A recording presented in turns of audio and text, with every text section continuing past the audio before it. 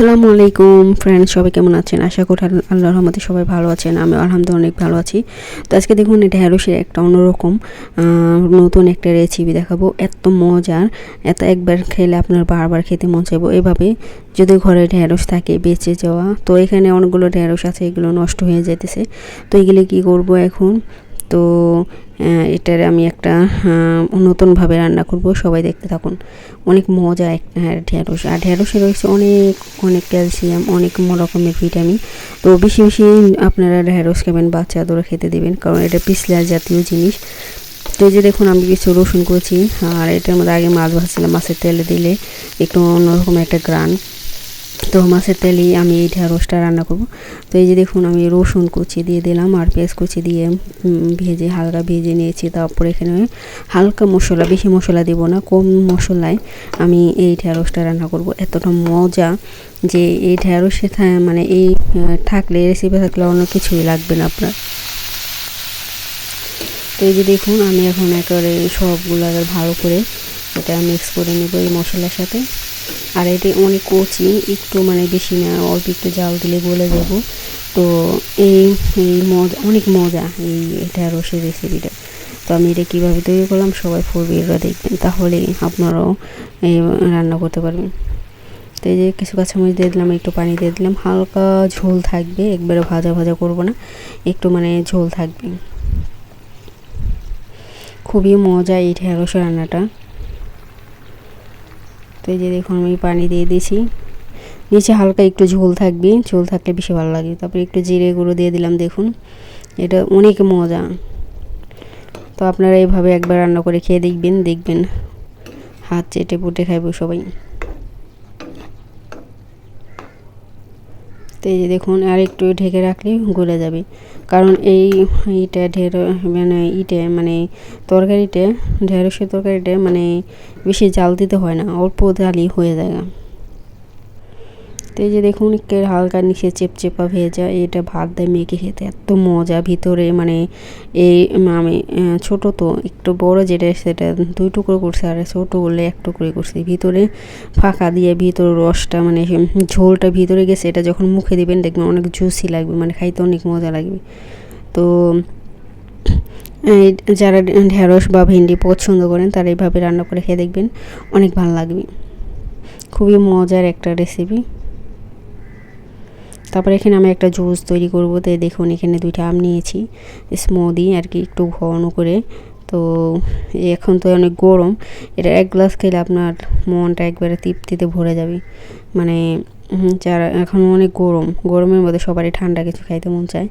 তো এটা আমি আমটা এখন কেটে নিব। তো আমি বেশি না 3টি উপকরণ দিয়ে জুসটা তৈরি করব। খেজুর দিব, তরমুজ দিব। তো আমটা ছিলে নিতেছি, দেখুন আমটা অনেক মিষ্টি, আর খেজুর মিষ্টি। এটার মধ্যে আমি কোনো চিনি ব্যবহার করব না, আর চিনি কিন্তু স্বাস্থ্যের জন্য ভালো না চিনি খাওয়া।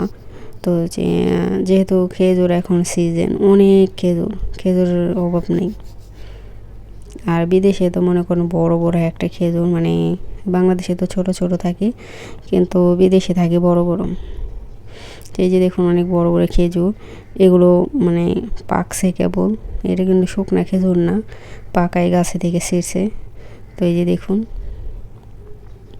উপরে চামড়াটা ছিলে নেব, চামড়াটা মোটা, এটা জুস তৈরি করলে চামড়াটা খেতে ভালো লাগে না, সেই জন্য উপরের মানে চামড়াটা তুলে নেব, আর ভিতরে মাংসটা বের করে তারপর আমি একেবারে নরম সফট হয়ে গেল।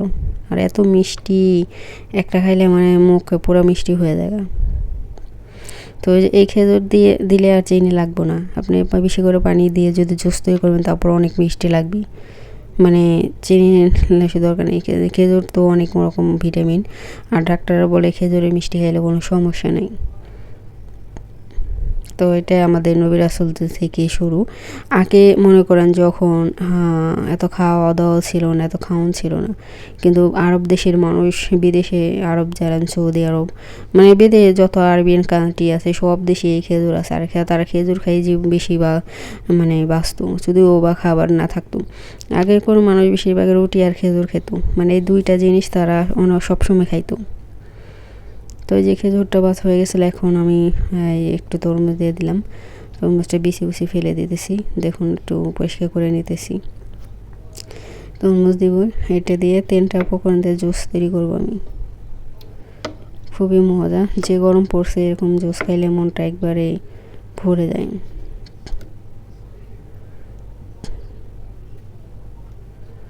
তো এই যে বিচিগুলো ফেলে দিতেছি, আর বিচে থাকলে ভালো লাগবে না, মানে এটা ব্লেন্ডারে পড়লে তখন ভালো লাগে না খেতে। তো দেখুন আমি 3টা উপকরণ দিয়ে জুসটাকে স্মুদি একবারে জুসটা তৈরি করে নেব। দেখুন এখন এই গ্লাসে ঢেলে নেব একবার। দেখুন কি ঘন হয়েছে, আর খেজুর দিলে অনেক ঘন হয় জুসটা, যতই পানি দেন না কেন অনেক ঘন হয়ে যায়। তো এই যে দেখুন আমি পানি দিয়েছি কিন্তু অনেক, তারপর অনেক ঘন হয়েছে, আর খাইতে অনেক মজা। 1 গ্লাস খেলে আপনার পেটটা পুরো ভরে যাবে একবারে, আর কিছুই লাগবে না।